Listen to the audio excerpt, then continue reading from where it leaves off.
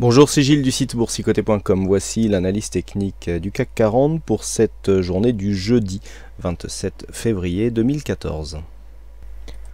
Avec aujourd'hui une séance qui vient quelque part conclure ici sur une rupture de la dynamique. Alors la rupture pour l'instant est plutôt faible. On a juste cette ombre basse ici qui est venue attaquer donc la zone de support oblique qui avait été définie pour guider la poursuite de la tendance. On s'inscrit dans un mouvement baissier avec point haut et point bas nettement plus bas que les précédents, et malgré donc une ouverture en légère hausse, c'est bien le CAC 40 clôture en baisse à 4396,39. Alors en baisse, c'est beaucoup dire, on perd 0,01%, un demi-point perdu par rapport au cours d'ouverture de la veille, de clôture pardon, de la veille. Donc elle est vraiment elle est vraiment symbolique cette baisse. Malgré tout, sur cette séance d'hésitation, on voit ici les indicateurs qui ressortent, en tout cas pour le RSI, de la zone de survente. Le stochastique lui demeure.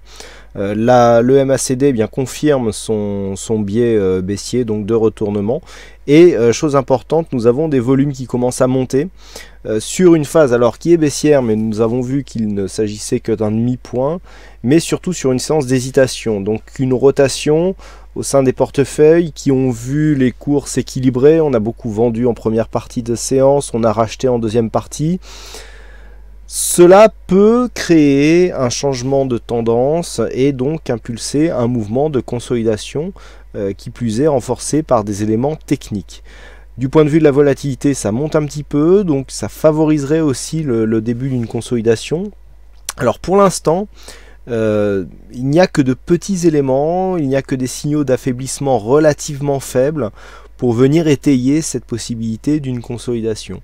À bien y regarder, d'un point de vue purement technique, nous avons ici, suite à une forte attaque baissière, des cours qui sont venus, mais alors vraiment au point près, s'appuyer sur cette zone ici à 4355,8 pour remonter, pour rebondir.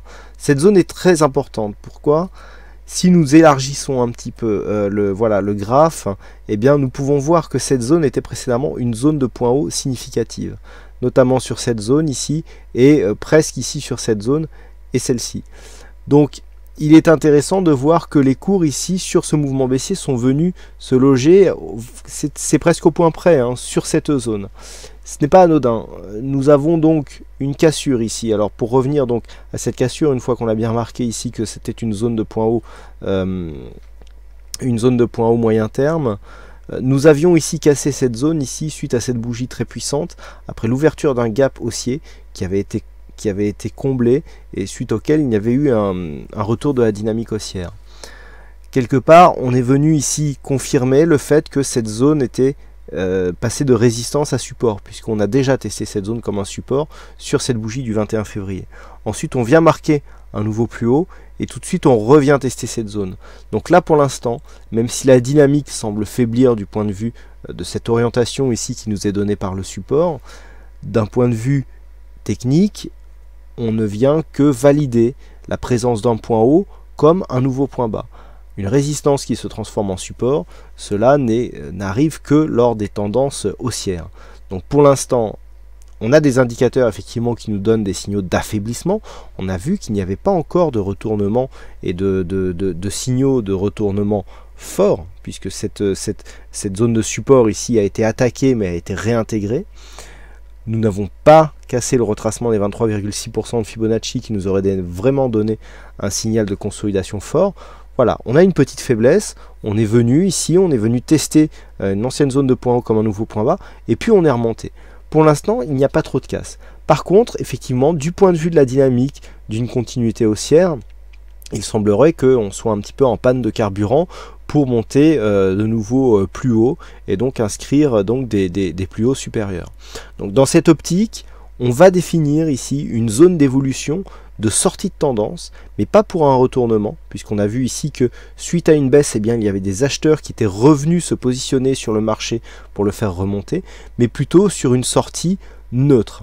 Neutre un petit peu comme ce que nous avions eu ici sur cette sortie, où on avait eu une évolution ici neutre avant un retour de la dynamique. Hein. Vous voyez que ici on avait eu une forte tendance, on s'était neutralisé pendant 2-3 jours, on avait cru ici à une attaque baissière, et puis hop, finalement on avait remonté.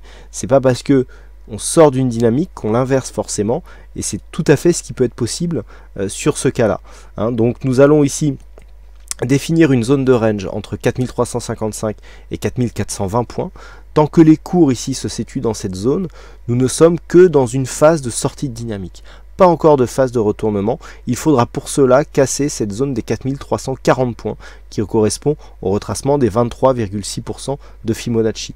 Sur une rupture de cette zone, nous aurions un objectif. Alors nous aurions deux objectifs. Nous avons dans un premier temps la zone ici est 4309 qui est toujours une zone majeure hein, pour la poursuite de la tendance, et ensuite un objectif qui se situe ici sur 4289, retracement des 38,2, et rappelez-vous cette zone des 4288-89 pardon, était là aussi une zone assez importante, hein. Elle est tracée juste en dessous, on l'a matérialisée à 4286, nous avions eu ce fameux gap ici hein, qui avait été ouvert et puis qui avait été comblé pour donner une phase de baisse. Ensuite lorsqu'on en était revenu, on avait eu nouvelle ouverture de gap ici qui avait été comblée, on avait monté ici, on avait réintégré un ancien range avant de revenir ici sur une phase de baisse avec un gros gap baissier, marquer un fort support sur cette zone et réimpulser une tendance. Donc là, le fait d'avoir ici cette zone comme sur un retracement à 38,2 n'est pas anodin non plus.